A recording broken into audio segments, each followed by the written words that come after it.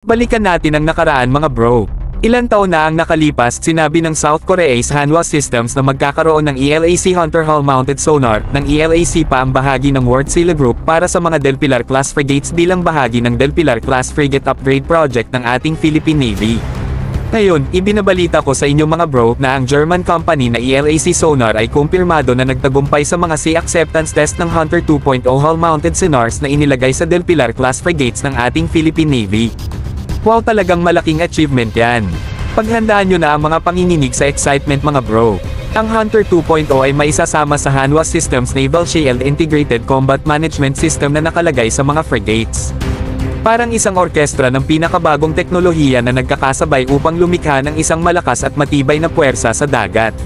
Imahinahin natin ito mga bro, ang ELAC Hunter 2.0, ang pinakabagong dagdag sa armas ng ating Philippine Navy. Ito na ang ikatlong modelo ng hull-mounted sonar na kanilang gagamitin, kasunod ng L3 Harris Model 997 na matatagpuan sa mga Jose Rizal class frigates, at ang Raytheon and SQS-58 na matatagpuan sa mga Pohang class corvettes. Talagang walang sinasayang na pagkakataon ng ating Philippine Navy pagdating sa pagtanggap ng mga advanced sonar capabilities. Ang makabuluhang achievement na ito ay nagpapakita ng dedikasyon ng ating Philippine Navy sa pagpapalakas ng kanilang kakayahan sa pagbabantay sa karagatan.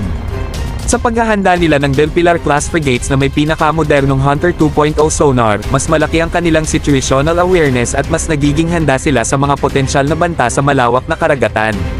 Yan muna para sa ngayon mga bro.